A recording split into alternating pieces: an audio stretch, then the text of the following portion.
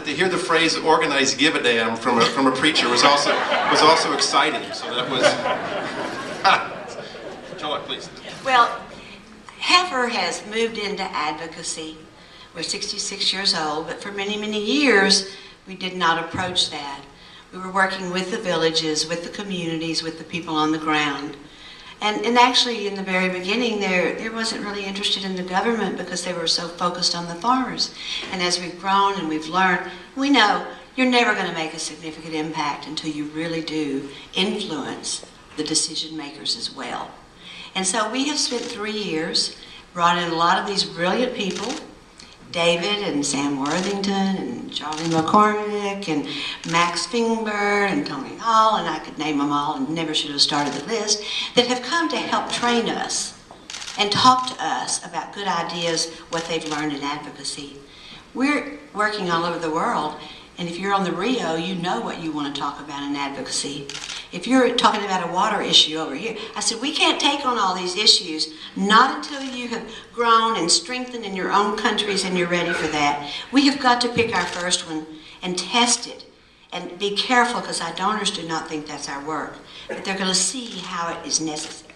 So right now, we are advocates for the smallholder farmer and the women to be empowered around the world. And we're members of Bread for the World. We look at the council. Chicago Council on Global Affairs. We read their important work. I'm deeply honored that I'll work with you this year on how we implement and monitor it. And so we're not burying our heads, but we're not going to rush forward and lose a lot of people and think we're changing our focus. But it will come, and I want to say that. I really do. But I'm not going to speak my thoughts because I'm not representing all of Heifer yet, although we have a great team here and we all have a lot of opinions. But there are other ways we influence, we live the examples of success. And so when David and others turn to, is this working and where is it? You know, we're on the ground. We've been there for a number of years. We hire only the indigenous people. They know it. The government knows them. Everybody respects it. And we can say, see, this has worked for years and years. Over here, this didn't. This is what we've learned. So we'll be kind of your lab, so to speak, or a teacher would say, your practice teaching. And that's our role. I think Arthur Simon, who founded Bread for the World, is over here. He always says that action against hunger walks on 2 legs. There's the leg of direct assistance, really helping people, and then there's the leg of advocacy, changing laws and structures. And you got to walk on both legs. You know, you can't just get the government to try to do what the government ought to do. You also ought to go out and help farmers be more productive. So, you know, what Heifer organizes hundreds of thousands of Americans and others to help millions of people directly. You know, clearly, this is part of the solution. And I think we need to walk on both legs. Exactly.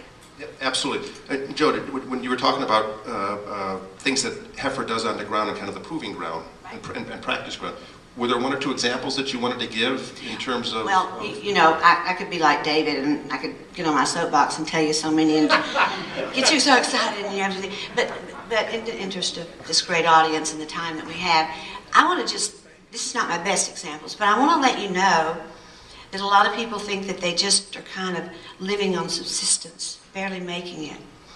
And I'll give you 2 examples of great success, and then if a little bit more modest example. I won't do too many, but I'd like to do that to show you both ends. A gentleman, and if I don't have my years exact, I've got all those brilliant ones out there that'll tell me, but roughly 14 years ago, in that vicinity, a gentleman received rabbits in China. Rabbits, you say? I mean, we need cattle, right? And water buffalo and camels. And you know we work with 30 species because we do have to find what's appropriate for the environment. The community has to decide what their resources are, what they can support, and what their real needs are. So we walk with them for 1 to 3 years in preparation and then that long afterwards in monitoring, but it's theirs. This gentleman, over that period of time, became a millionaire by U.S. standards. Was written up in Jakarta in what is their Wall Street Journal. He goes back. Now this started with rabbits. It's not about animals, that's the catalyst, it's about people. He goes back and every year does the same for 250 more families. He didn't forget where he came from. He's brought in water. He's brought in roads, and we all know how important it is, because if you get to the end of the road and it stops, things stop. So you got to keep it going. He has done so much, and he's one example. Now, everyone's not going to be a millionaire, but don't tell me a smallholder farmer with the right resources and training, and they're mostly going to be entrepreneurs, can't make it as a great success. Another situation I think is really important, the Gates Foundation and World Bank and so many wonderful groups that make things happen, they really like to think big. You know, we're not going to solve hunger problems for a growing population if we don't think big. But they kind of began looking, now what happens with these smallholder farmers? There is a role for them. So we are so fortunate, our largest grant, to have a $42 million grant for a pilot program. And SAR Levy's here and others, and I think some from the Gates Foundation. But that's just one example of partnership. We're working in East Africa, in Uganda, Rwanda, and Kenya. Oh, Alex is here from Kenya, and Charles from Rwanda. And to see how we can empower them to come together, and they're having to buy their own cooling plants, or they get a loan and they pay it back. This is not giving. They're doing. They're earning. And then they come together and they build a business, and then they make their plan. TechnoServe helps us with that business side of it. ILRI, out of Nairobi and Addis Ababa, the International Livestock Research Institute, Carlos Sabre will be here, they've helped us with the research and all. It takes all of us.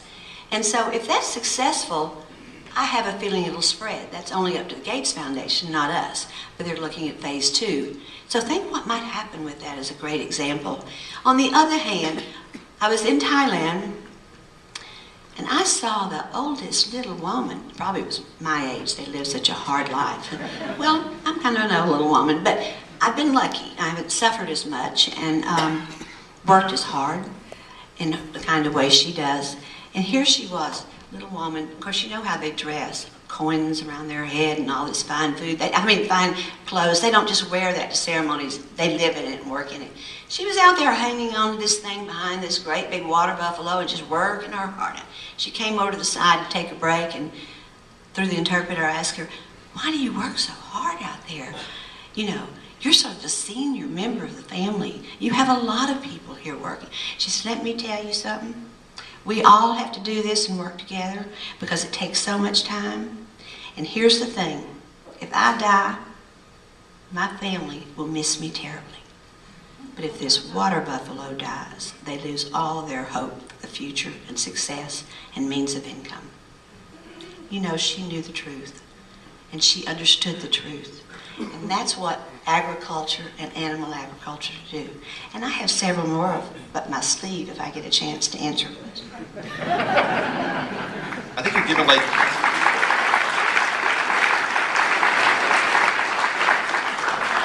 I think you guys are giving eight or a dozen speeches this week, so you can roll out the rest of them as you go along, right? Now, David, I think you were mentioning you had an example of Brett's work with somebody in Iowa. Were you mentioning? Or you want to mention that? I think it's an interesting example. Roger was saying you want to just have us give an example of how our organization works. So I think a good story is that there's a story about a guy named Tom Booker. I came in early actually and preached in a church on Sunday, Faith Lutheran, and Tom was there. He told me, I may get a few of these details wrong, because as he walked out of church he said, you got a few of the facts wrong, but it's basically right.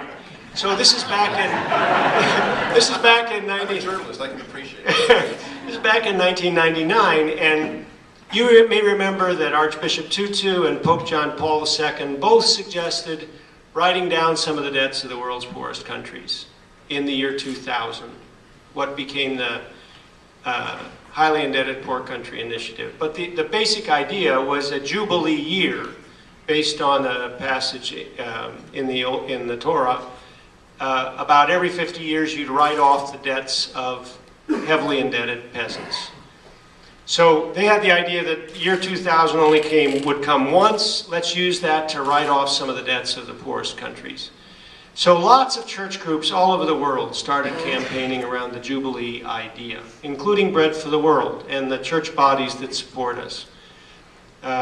in 1999, and when we started, we had no President Clinton, who was in the White House, did not think it was a good idea. Secretary Rubin and Secretary Summers after him thought it was a bad idea. We had no member of Congress who thought it was a good idea. And also it was a complicated thought. How are you going to do this in a way, write off debts, in a way that really would help poor people, not just poor country governments? So we were trying, as the Congress got themselves organized, it turned out that Jim Leach, who then represented, he was a representative from Iowa in Congress, was the chairman of the House Banking Committee. So we tried to get in to see Mr. Leach. And his staff wouldn't let us in to see him. They said, oh, the chairman's working on a broad reform of the financial system this year. We just don't have time for these other pieces of legislation. And they wouldn't let us in. So Tom is in his district, and they had started writing, a few people had started writing letters to Leach from their district, and then Tom knew he was going to be in town. He said, I think I could get a meeting. So he talked to Tammy Walhoff, who's our organizer.